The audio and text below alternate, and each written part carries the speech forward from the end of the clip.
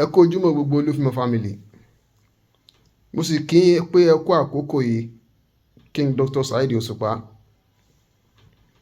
Iṣẹ́ ti dé ọba aláṣẹ jẹ o, owó ti dé ọmọ aláṣẹ là. Tẹ́ bá wò dáadáa ẹ̀yin èèyàn wa, ọba orin ni wọ́n kọ orin kan lórí stage ní ọjọ́ mélòó kan sẹ́yìn wa. Ni wọ́n challenge àwọn ènìyàn. Bóyá ó ní àwọn kan nínú àwọn àgbà ọ̀jẹ̀ àwọn olórin akẹgbẹ́ wọn tí wọ́n ń fi ẹnu yaran sọ́bẹ̀, ẹnu ò ṣe láàrẹ dò ní orí social media. Mo kọ́lé mo káṣẹ̀, mo nígbà mo láwo tó sì jẹ́ wípé láàrẹ dò ní gbogbo ẹ̀. Ó wá jẹ́ kí ọba orin kí wọ́n sọ̀rọ̀ pẹ̀lú ìgboyà wípé èwo ni gbogbo ẹnu tẹ́ ń lé gan, tó yẹ pé ẹ bá kọ́lé ẹ gbé bẹ̀ káyé orí yín, tẹ́ bá ra mọ́tò ọ̀yá gùn káyé orí ẹ, tó bá lówó lọ ná káyé orí pò ná, tó bá láṣọ wọ̀ káyé orí, tó bá wá possible yìí kí bóyá orin ló wà máa kọ bọ́sítà kọ́ káyé ó gbọ́ pé láti ìgbà táwọn ti jọba orin ẹnìkankan ò tiẹ̀ bọ́ta kan challenge àwọn wípé ọ̀pọ̀lọpọ̀ ò lè kọ orin kankan tí ẹ̀ kọ a cappella for 4 hours. Wọ́n sì tẹnu mọ́ wípé táwọn bá rẹni tó lè jáde ta táwọn jọ kọ a cappella lórí social media for 4 hours wípé fún ara àwọn làwọn ò gbé fún. Ó dà pé ńgbà tí ọba orin sọ̀rọ̀ yìí wọ́n rántí ọ̀pọ̀lọpọ̀ àwọn olórin kan tó jẹ́ wípé kọ̀làkùsàgbé ni wọ́n, tó jẹ́ pé kì í ṣe pé wọ́n lówó lọ́wọ́ rẹpẹtẹ ṣùgbọ́n àwọn náà ò tọrọ jẹ, ayé wọn ò rún jù bí aṣọ náà apẹ̀rẹ̀. Òkìkí wọn lè mọ́ ti tó táwọn tí àwọn táwọn fọkàn rò pé àwọn làwọn jọ jẹ́ olórin. Gẹ́gẹ́ bí ọba orin tó máa ń sọ̀rọ̀ nípa olórin, ó yẹ káwọn náà máa rántí àwọn kan tán wà lábẹ́lẹ̀.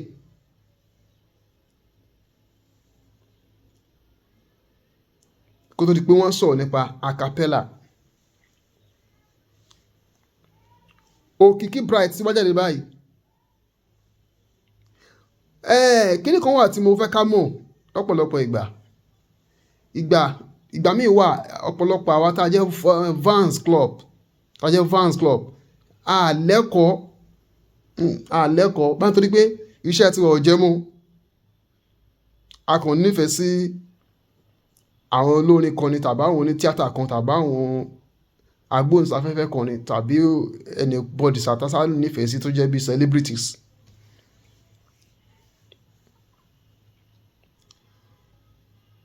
Òkìkí Bright bọ́ta àkọ́ná inú mi dùn yìí pé ọba orin ni ó pèpè fún pé kátẹ̀ nìkan kó bọ́ta. Ó lè má jẹ́ pé àwọn tí àwọn fojú sùn tó máa bọ́ta ló padà bọ́ta yìí ṣùgbọ́n olórin ni Òkìkí Bright náà òun náà sì ti bọ́ta báyìí. Mo sì mọ̀ wípé n tó mú Òkìkí Bright bọ́ta ọ̀pọ̀lọpọ̀ olórin míì náà ó ti máa múra àti bọ́ta báyìí. Torí pé ẹ wo bí ó tà mọ́ láàmọ́ o, ẹnì kò lè sọ fún apá òun náà ti ń kaláwáyé o. Àwa lè mọ́ jẹun kọrí ṣùgbọ́n agbóhùnsáfẹ́fẹ́ aṣètò lórí rédíò ni wá, rédíò pìrìsẹ́ńtà. Kò sí pé bóyá ayédáyé social media làwa kàn borí fóònù là ń ṣe content. No, Ọlọ́run àwọn ọ̀gá táwa tẹ̀lé, àwọn ọ̀gá àgbààgbà ńláńlá ńgbà tí rédíò lè pin dọ́rùn. A bá wọn ní media industry, a gba training lọ́dọ̀ wọn. Ká tó wá bọ́ sẹ́yìn àwọn ọ̀gá ìgbàlódé tó ń bá gbà mú lọ́wọ́ yìí tó jẹ́ pé gbẹ́nu wọn sọ̀hún ò sí fún wọn níbi iṣẹ́ ìgbóhùnsáfẹ́fẹ́. Ó túmọ̀ sí pé tá a bá ní tẹ́nìkan fẹ́ sọ fún wa pé bí wọ́n ṣe ń ṣiṣẹ́ rédíò ní ìgbà kan rè ńgbà rédíò bẹ̀rẹ̀, a sọ pé àwọn náà bá nínú experience gbà yẹn. Tọ́ bá ní wọ́n ṣe ń ṣe ń sìn rè, a sọ pé àwọn náà bá nínú experience gbà yẹn. Ló fi jẹ́ pé irú wa a lè jáde ṣe fídíò ká mọ búlì làwọn èèyàn láyé. Ṣùgbọ́n àní torí pé ẹ̀yin kan sọ wípé ó ṣe wá bá wọn sọ̀rọ̀ báhùn ká mọ̀ sọ tí jù tọrọ ká mọ̀ sọ tí bẹ lọ́kàn wa ẹ bá wa lẹ́nu ẹ̀ ni ẹ yọbọ wa ni ẹ wá ganu sí ni àwa làwa níṣẹ́ tọ̀dọ̀ tiwa táwa ń ṣe. kí n padà sórí ọ̀rọ̀ ọba orin èmi gan nígbàgbọ́ lọ́kàn mi àìjẹ́ òǹkọrin mi ni àti pé mi ò tún lówó lọ́wọ́ ni nígbà tí mo kọ́kọ́ wo fídíò yẹn tí ń bẹ lọ́kàn mi ni wípé tí n bá jẹ́ pé mo lówó lọ́wọ́ ni èmi ni ìbá kọ́kọ́ challenge yín wípé báwo lè ṣe fẹ́ kọ acapella for 4 hours à ń pe kíní kan ní repetition nínú broadcasting nígbà táwa wà ń kọ́ṣẹ́ lọ́wọ́ tó bá ti di pé òun sọ̀rọ̀ tàbí òun ṣe nǹkan kan ó wá ń repeat ara ẹ̀ òun wí àwí tún wí tó ń pè ní repetition nìyẹn àwọn ọ̀gá wa máa ń sọ pé no àwọn ò lè gbà láàyè wọ́n ní tó wá mú kí alágbàfọ̀ máa fọṣọ lódò kó máa tutọ́ ra wọ́ àpẹẹrẹ pé ó ti rẹ̀ wọ́n nìyẹn náà ọba orin tẹ́ ẹ bá fi lè kọ acapella for 4 hours tí ẹ repeat àwọn orin kan tẹ́ ẹ ti kó ẹ̀yìn inú acapella yẹn kẹ́ tó mọ́ tó kọ bí ẹ̀ẹ̀mejì ẹ̀mẹ́ta èmi gan gbà yín lọ́bọ orin tòótọ́ o ṣùgbọ́n ẹ má gbàgbé o n tó mú kí Òkìkí Bright bọ́ta ó ṣe kó náà ti fojú wò pé ṣèbí iṣẹ́ orin yìí ni alẹ́mọ́ ti lo kọ́ńbẹ̀ rẹpẹtẹ n tó bá mú kí ọba orin jáde for 4 hours tó kọ acapella yóò máa ní repetition nú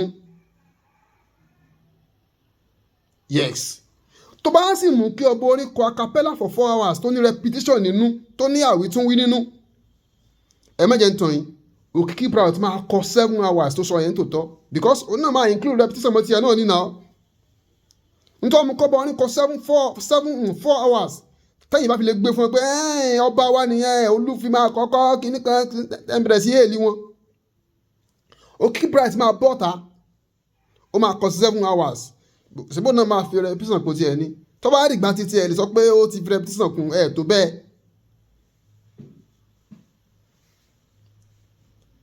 ẹ méje tẹ̀yìn ọ̀rẹ́ mi ọmọ ọba orin ọmọ Dr. Saheed Òṣùpá ọmọ ọ̀rẹ́ mi kí ló kọ ọ̀rẹ́ mi ti jẹ́ Idris Aloma ntí irú rẹ̀ ntí òfin ní kọ́kọ́ bọ́ta láti challenge bàbá rẹ̀ ni wípé àwọn àti gbọ́ pé mo challenge bàbá mi rárá o àwọn ò lè challenge bàbá mi o ṣùgbọ́n tí wọ́n mú kó Òkìkí Bright bọ́ta kí ọba orin kọ 4 hours pẹ̀lú repetition kí Òkìkí Bright náà bọ́ta kọ́kọ́ 7 hours pẹ̀lú repetition Idris Aloma máa bọ́ta á máa kọ 10 hours acapella ó ti mọ̀ pé ó ti di rọrùn òrìjó ti wà ńlẹ̀.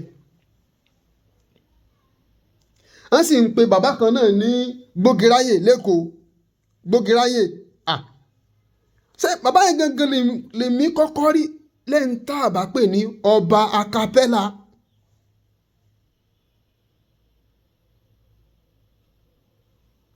Gbógeráyè lẹ́kọ̀ọ́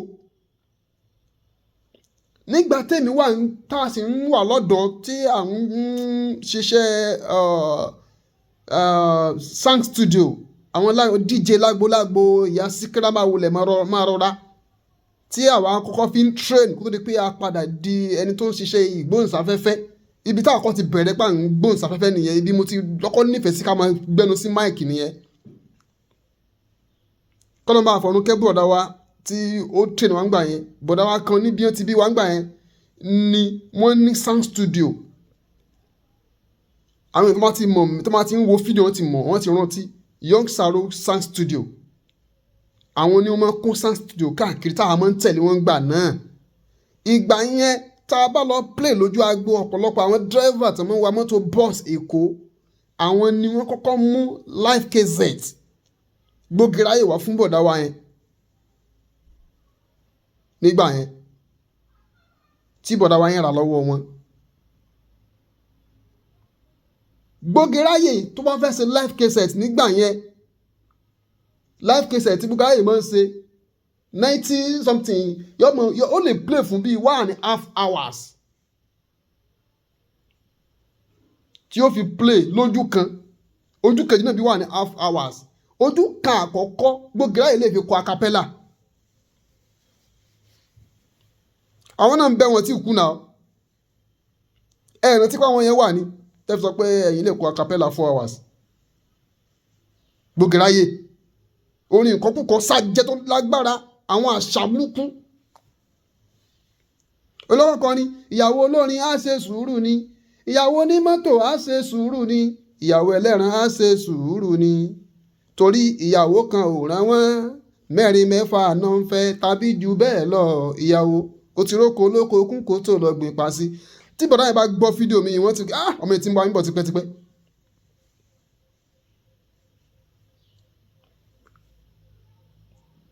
so torí díẹ̀ yìí ọba orin Òkìkí Bright jáde báyìí o ẹ lọ máa kó ìwé acapella orin jọ o ó ti di dandan fún yín ní ìsìn báyìí kẹ́ẹ̀kọ́ acapella 4 hours ó ti di dandan fún yín báyìí kẹ́ẹ̀kọ́ acapella 4 hours torí pé inú mi dùn pé ẹ̀yin náà ẹ ti kẹ́tàkùté ẹ̀ da ìyẹ̀pẹ̀ bò lórí ń tẹ́ ẹ sọ ní pé kí wọ́n bọ́ sórí social media kẹ́jọ kọ acapella fún 4 hours òun náà ti wá jáde pé ẹ̀yin ẹ kọ 4 hours ti yín ká gbọ́ káyọ̀ gbọ́ kó náà wá padà fi 7 hours ilé ẹ mọ́ àgbàgbé o ní tó bá mú kẹ́yìn kọ 4 hours tó ní repetition nínú kódà kò yẹ pé 4.5 hours l'Òkìkí Bright kọ tí òfin yẹn kọ mọ́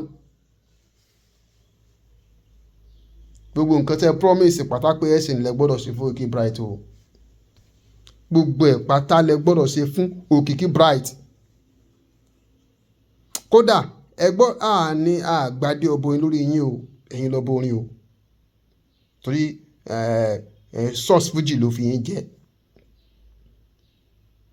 ẹ ti jagun ẹ ti ṣẹ́gun yẹn ṣùgbọ́n ẹ̀yin náà wá gbọ́dọ̀ fínúfíndọ̀ dé Òkìkí Bright ní ọba acapella ìyẹn tẹ́lómi ọba jáde mọ́ ni mò ń sọ yìí o lẹ́yìn Òkìkí Bright ṣùgbọ́n tẹ́lómi ìbá jáde bí agbèrú Gbógìráyè bá jáde tẹ́ bá padà wájọ tú sí ẹ̀yin kọ 4 hours bóyá Òkìkí Bright kọ 7 hours bóyá Gbógìráyè kọ bí 10 hours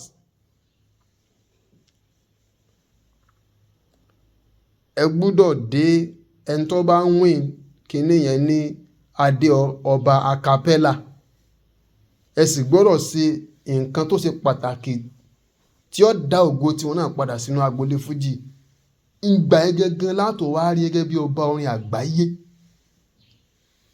tí kìí sọba tó ní kànú torí pé irú ìṣẹ̀lẹ̀ ti ṣẹlẹ̀ rí o nígbà tí bàbá wa kan tí ń kọ Fuji tí wọ́n kọ orin kan ìfẹ́ dákọ orin ọ̀hún ìkan wọ́n láwọn orin Fuji gbà náà wọ́n bá jáde pé tá a bá láwọn olórin tó lè kọ orin yìí ojú side A and side B tó dẹ̀ lulu ẹ̀ sí wípé àwọn gbé mọ́tò 504 fún olórin kan jáde nígbà náà kọrin ẹ̀ ọ́ dẹ̀ ń wín kíní yẹn wọ́n gbé mọ́tò yẹn fún ṣùgbọ́n lẹ́yìn ìgbà yẹn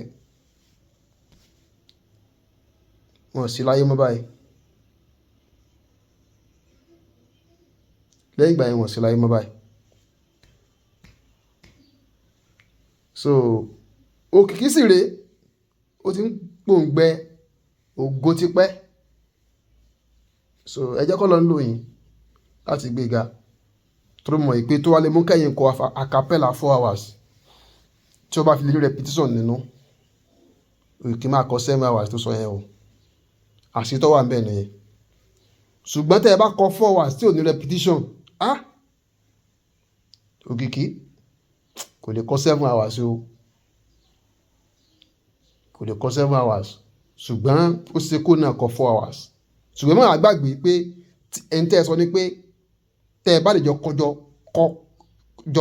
4 hours tó bá fi lè kọ 4 hours náà tó ní òní repetition ẹ gbọ́dọ̀ gbé fún bẹ́ẹ̀ ṣe wí ẹ gbọ́dọ̀ gbé fún àrí bẹ́ẹ̀ àwọn èèyàn pè ẹ̀yìn náà ní Làrẹ́dò ọba orin ẹ má bínú wọ́n pè ní Làrẹ́dò tọ́lá àwọn kan náà àwọn èèyàn yìí lè jáde sí nǹkan wáṣẹ́ ìsọba náà ní bá sọ̀rọ̀ bẹ́yẹ kíní kan mọ́ra no àwọn tó náà mi dùn yìí pé olóòjé ní olóòjé lèmi náà Olóòjé ò dẹ̀ kí ń bẹ̀rù ènìyàn. A máa ń bọ̀wọ̀ fún ènìyàn ni. Ẹ̀kọ́ tí wọ́n fi kọ́ wa láti bí wọ́n ti bí wa nìyẹn. Ọmọ kan ò ní jẹ́ ìran olóòjé kó jẹ́ ẹni tí ó máa bẹ̀rù. Ṣùgbọ́n a máa ń bọ̀wọ̀ fún ènìyàn gbogbo ibikíbi tí a bá ti dé. À ń bọ̀wọ̀ fẹ́rú, à ń bọ̀wọ̀ fọmọ. Kí ni yẹn wà nínú ẹ̀jẹ̀ tí wọ́n ń pè ní ìran olóòjé. Tẹ́ bá dẹ̀ sún mọ́gà tiwa tó kọ́ àwa tọ́jọ́ àbúrò yín, ìyẹn Dr. Oriyomi Hamzat. Wọ́n sọ fún yín pé Ọlátúndé Tíàmì Igwe pèdèpèdè pé ayé di. But mo máa ń bọ̀ fáwọn èèyàn. Tí bá ń bọ̀wọ̀, ẹ mọ̀ rò pé dèdè gan ni mí ni. Ṣùgbọ́n àwọn èèyàn rò pé bóyá tí ọ̀pọ̀lọpọ̀ ń fẹ́ láyé lónìí pé kí wọ́n máa bẹ̀rù àwọn. Kò dẹ̀ sí nǹkan kan tó wà nínú bẹ̀rù kọjá pé àwọn ènìyàn tó bá àwọn èèyàn tó ń bẹ̀rù àwọn ọ̀tá àwọn ilé nìní náà máa ń bẹ̀rù ènìyàn. Tó bá àwọn èèyàn tó máa ń bẹ̀rù rẹ̀, wọ́n ń dọ́gbọ́n ni. Àwọn gangan láburú kọ́wọ́ wọn, àwọn gangan ní ejò tí ń rìn lábẹ́ koríko. Àwọn tó máa ń bẹ̀rù èèyàn nìyẹn. Ọ̀wọ̀ lèèyàn máa ń bù fún èèyàn. Kí dẹ̀ ní nǹkan tí ó ṣokùnfà kó bọ̀wọ̀ fún èèyàn. Èèyàn máa ń fi ọjọ́ orí bọ̀wọ̀ fún èèyàn. Èèyàn máa ń fi oríṣiríṣi àjùlọ bọ̀wọ̀ fún èèyàn. Ẹ jẹ́ kí n mú wá bí àpẹẹrẹ. Nígbà tí èmi láǹfààní àti mọ Dr. Oriyomi Hamzat nígbà yẹn lọ́hùn. Gbogbo àwa tájọ mọ́ra ń gbà yẹn, a mọ ọwọ́ rẹ̀ ó ní Oriyomi náà sí gbogbo wa. Ara wọn tí ó ju Oriyomi lọ lọ́jọ́ orí. A sì ráwa tí Oriyomi jùlọ lọ́jọ́ orí. Ṣùgbọ́n ní ẹ̀kọ́ tí wọ́n kọ́ àwa àtilẹ̀ pẹ̀pẹ̀ náà ni mo ti rí pé ẹ dúró. Ẹni tó nawọ́ rẹ̀ sí mi yìí láti bá mi sọ̀rẹ́ yìí ń tọjọ́ orí nínú ìfúnmọ́fínlẹ̀ mi, ó jù mí lọ lọ́jọ́ orí. Yes. Ń tọgbọ́n. Bí èèyàn bá fẹ́ máa darẹ̀ láàmú ni, Oriyomi gbọ́n jù mí lọ. Ń ti kójú èèyàn sálẹ̀ ní gboro, kápẹ́ èèyàn lọ́mọ gboro. Oriyomi ojú ẹ̀ sálẹ̀ ń gboro. Ìgbà yẹn sì rẹ̀ ọmọ kó làwa gọ̀lúgọ̀ ni wá, àṣẹ ń wọ̀ gboro bọ̀ díẹ̀díẹ̀ ni. Ń tí àjọ fẹ́ ṣe iṣẹ́ ìgbóhùnsáfẹ́fẹ́, ó dá láhàn jù mí lọ. Ara àwọn tèmi náà dá láhàn jù lọ náà àwọn tí àjọ wọn rìn gbà yẹn o. Tí àwọn òru gbogbo tèmi ń rò yìí. Gbogbo àwọn nǹkan ẹlẹ́mi kó papọ̀ mọ́ra wọn. Tí mo fi pé ẹni àgbà fún Oriyomi, tí mo fi gbà fún wọn gbà yẹn tán yányán. Fún ara mi ni mò ń sọ yìí pé ẹ̀yin lẹ fọwọ́ rẹ̀ mú wa. Ẹ̀gbọ́n mi, ọ̀gá mi lẹ jẹ́. Ìgbà táwa ń tẹ̀síwájú, a wá rí i pé òṣùwọ̀n àwọn nǹkan tá a kó jọ yìí ó ti heavy débi pé kò yẹ ká gbé Oriyomi sípò ẹ̀gbọ́n ọ̀gá gan mọ́. Ẹ já gbé sípò bàbá wa. Ó túmọ̀ sí wípé gbogbo ẹni tó bá bí èèyàn kọ́ nìkan ló máa ń jẹ́ bàbá èèyàn. Ìgbà míì wà ó yóò ní nǹkan kan tó kó jọ tó fi sípò pé bàbá rẹ ni. Tá bá ní káwọn tó bá pè ń bàbá rẹ, òfin ìgbáyé ò sọ wípé ká bẹ̀rù bàbá, wà bọ̀ fún bàbá ẹ ni. Tó bá lèyàn tí kàn dédé ń bẹ̀rù èèyàn, á já àwọn alábòsí ẹ̀dá tó sábà máa ń ṣe bẹ́ẹ̀. Àwọn aláìsáfìsì. Bó ṣe jẹ́ nìyẹn. Torí ìdí èyí ló fi jẹ́ pé ìgbà táwa àti Oriyomi ń tẹ̀síwájú, àwọn kan ń kùn wá lọ́dà bí ẹni pé bóyá à ń jì wọ́n lẹ́sẹ̀. Nígbà yẹn àwọn kan ń kùn wá lọ́dà rẹ̀. Ṣùgbọ́n hàn sórí Oriyomi náà torí pé olóye ni wọ́n. Olóye ni wọ́n. Ẹ̀dá ọ̀kan lè mọ̀ níbi tó máa kù sí. Wípé ilé ò gbé mi lẹ́sẹ̀ jàre.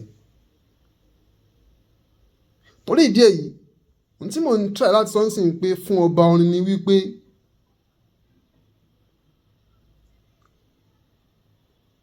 ó ti di dandan fún wọn kí wọ́n kọ acapella báyìí o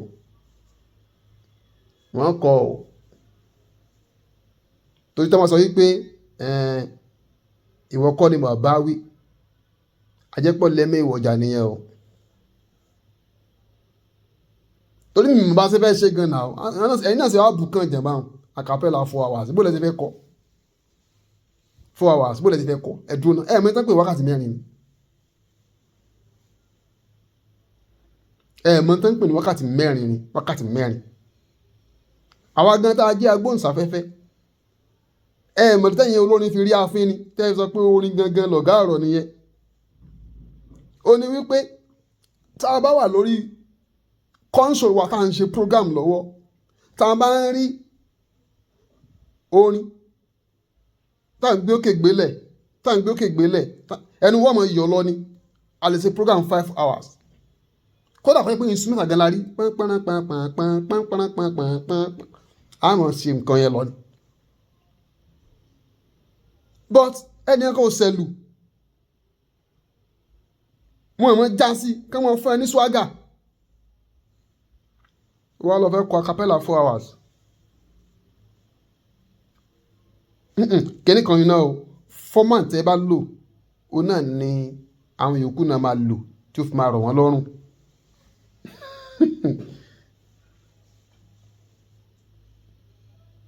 mo mọ̀ ń tẹ́ ní bọ́ọ̀dù mọ́ Òṣùpá mo mọ̀ ń tẹ́ ní bọ́ọ̀dù mọ́ àgbọ̀dọ̀ sí kọ́ gan náà